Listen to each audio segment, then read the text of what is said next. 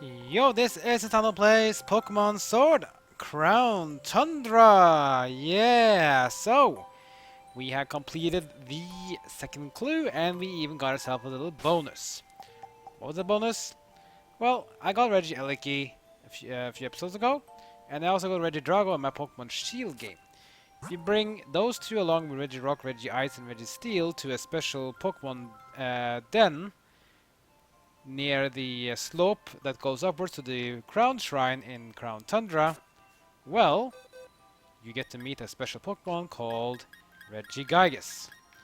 You meet him in a max trade battle, and if you beat him there, you will capture him, and you got him. And that's the only way you can get Regigigas in Sword and Shield without trading. It's basically to have all of these 5 Pokemon, bring them to the raid den, they'll activate it, and he will appear. You battle him one-on-one in a match battle, and when you capture him, there you got him. So we have completed 2 legendary clues. We have 1 left to do, which involves the legendary bird trio of the past. The bird Pokemon of legend. When the sun reaches its zenith, it shines directly down upon a great tree with leaves that seem to burn. It is there that legendary wings come to roost. And that is down here at the Dyna Tree Hill. Need to go there now, and then we can activate the 3rd clue, the 3rd quest. And when we've done that 3rd quest, we basically completed the main storyline of Crown Tundra, even though there's a little bit extra thing to do after that as well, which involves something we've done in Sword and Shield main game. When we've done that one, then we are done with our Let's Play of Generation 8, which is going to be nice. Total combined, this game I think would have been almost the longest I've played. I don't think it's the longest combined of everything though. I mean, longest I think is Black 2 and White 2, or maybe it was Heart Gold Soul Silver. But this one's going to be almost the same length, so still interesting though. This thing they had no bonus game. This is basically an expansion, so it's basically a follow-up of the extra content instead of having a big extra game of its own. But you know what, I'm fine with that. It's gonna be sad though, which means I will never do probably not do a Let's Play of Generation 8 again in the future, because it's gonna not be no more Generation 8 games unless I do something extra cool though, maybe like maybe a Nuzlocke or something like that. I mean, we'll see. But first I want to do all the games first though. We're not even done with all the games yet, so we need to do this, and then we have more games to play. Even though it's gonna be cool though first time, because this is the first time I'm actually going to complete a Let's Play of a generation, and then there's no more generations after that, because there's no Generation 9 yet, so it's kind of funny. I started my Pokemon Let's Play of Pokemon Blue in 2015, which was before the release of Generation 7. And since then I started, and now Generation 7 and 8 has been out, and I'm Generation 8 now.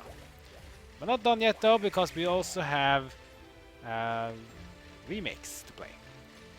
I have done remake of Generation 1, Fire Red Leaf Green, and I also done Let's Play of Heart Gold Soul Silver.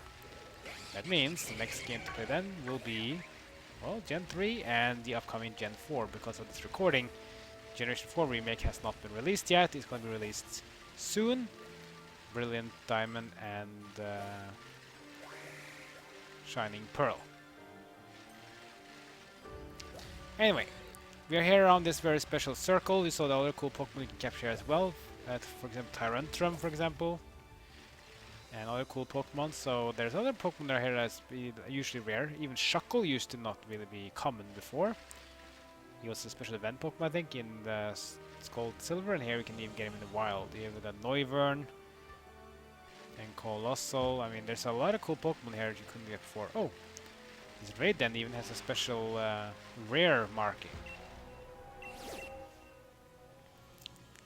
Not really a rare Pokemon, it's a Relicanth. But maybe you get some bonus XP candy if you beat him though, so maybe you should do that if you have the time, but I'm gonna skip because this is I only want to do it for storyline purposes. Look at that, Tyrantrum Wild, who would have thought? He's a fossil Pokemon from Generation 6. Even this guy is not supposed to be common, but he's here. We see the big trees right forward us here, so you just have to go up here to counter them. Just do that right away.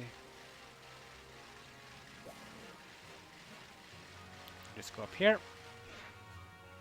And then the event begins.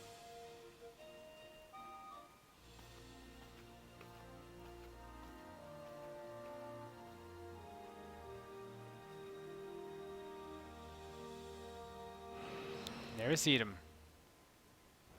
Looks like Moltres, but it's a bit different. And hold on. That looks like Zapdos, but that's a bit different as well.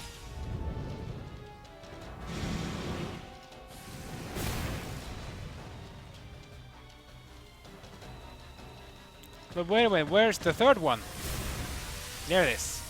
That's Articuno. This looks a bit different. Articuno, Zapdos, and Moltres. Right there.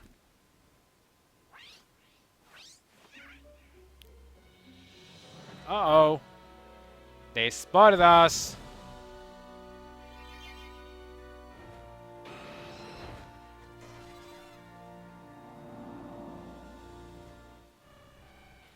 Doesn't even look like Zapdos can fly anymore.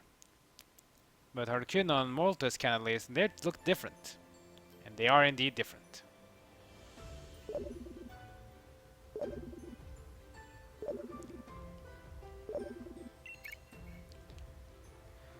Oi, oi, it's me, Peony. Listen, I wanted to ask you something. Hang on, Chief. There's breaking news on the telly. They're saying dodgy bird Pokemon are popping up left and right. There's this pointy feathered one in the wild area, which is Zapdos. Plus a fair-looking one out on Isle of Armor, which is Moltres. And this fancy graceful one's apparently flying above the Crown Tundra, Articuno. Won't be something if ever turned out to be the bird Pokemon I wrote the clue about? If that were the case, I think I'd call this expedition something like a legendary 3 of a legendary 3. Creative. Now I got an ultra mega completely forgot what I called you for the first place. Well, life's too short to sweet to small stuff, da. Ta, Chief.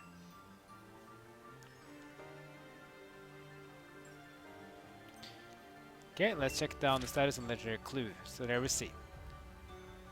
So now we got some extra text. The bird of orange dashed off to the wild area. The bird of black flew off to the Isle of Armor. The bird of purple set off across the Crown Tundra. So the bird of orange is basically Zapdos. The bird of black is Moltres, and the bird of purple is Articuno.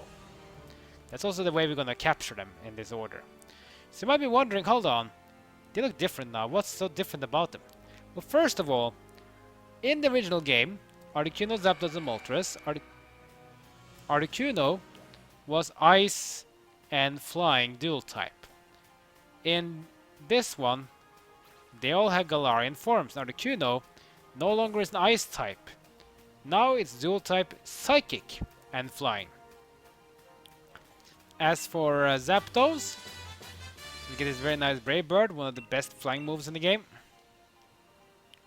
Zapdos, as you can see, no longer can fly. He still has a flying type though, but he's no longer electric type. Instead, Zapdos is a fighting type. He's fighting and flying, similar to how Lucha now. So now he's he's fighting and flying dual type, which is pretty cool. And Moltres, he looks a bit black with some red colors. That means Moltres is no longer a fire type, he's now a dark type. Dark flying dual type. So it's also a way to counter each other, because Articuno is a psychic type. Psychic is super effective against fighting. Fighting is super effective against dark, and dark is super effective against psychic. So you see the rhythm there, right? Yeah.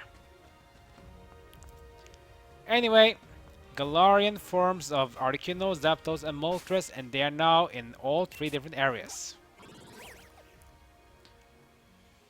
We can't really see it on the map here though, but Articuno is in this slope here. The snow size slope starts down here, goes up to around the area here. For Zapdos, it's in the wild area, just outside of Hammerlock. So around the area here you'll find Zapdos, and Moltres is in this area here. It flies around the lagoon in the southwestern part of Isle of Armor. So legendary clue number 3 is to capture the Galarian forms of Articuno, Zapdos, and Moltres, and that's it. It's pretty straightforward. Once you capture these 3 Pokemon, you report back to Peony, and legendary clue number 3 is complete. And then you can basically say that you are ready to move on. There's some extra stuff to do after you've done those stuff, because you completed the Crown Tundra storylines. But don't worry guys, there's going to be more cool stuff to do after that. We won't be done after capturing these 3 birds. Not yet. There's still be more to do after that, and then our journey in the Galar region will come to an end, and we will begin working on remakes of Gen 3 and 4, which is the things we haven't done yet so far. And technically, yes, we also haven't played Ultra Sun, Ultra Moon, but I will do that after the remakes again, because the games are pretty much similar to each other almost, so I don't feel like I have to do it right away because it's too equal. But I will do some Ultra Sun, Ultra Moon Let's Play, because the storyline takes a twist midway, and it has a much more epic ending, and in my opinion, Ultra Sun, Ultra Moon is the better game than Sun and Moon, and it's also harder. Especially if you play Nuzlocke. If you play Nuzlocke, Ultra Moon, Ultra Sun, I'm just gonna say good luck because it's actually very, very hard. But at the same time, it's fun and quite rewarding. Now again, just like with the Reggie Pokemon, you don't need to do them in order that I'm doing it. You can do it in any order you want. But I decided myself that I'm going to do it in order that I have just specified. So I'm going to do the order as they show up in the legendary clue log. Normal order would have been Articuno, Zapdos, Moltres, but the log says Zapdos, Moltres, Articuno. So that means that pretty much is also kind of normal as well, considering that means you're going to go from the mainland to the Isle of Armor to Crown Tundra. You can also do the opposite direction as well. We'll go from like Articuno, Moltres, Zapdos, which I actually did in Pokemon Shield when I first captured them there. I went the opposite direction. But again, it doesn't really matter. You can do it in any order you want. But I'm going to do it at least in the order specified there. So let's head over to Hammerlock, just to get ourselves ready. So Zapdos will be the first one. It's electric fighting dual type, so you don't need to worry anymore about not being able to be paralyzed. Zapdos, regular Zapdos, could have been paralyzed because regular Zapdos is indeed immune to paralyzed effects, but the Galarian Zapdos is not. It's a fighting type, so it's actually weak to electric this time around, which is going to be very nice for our Toxtricity, because Toxtricity is electric and poison.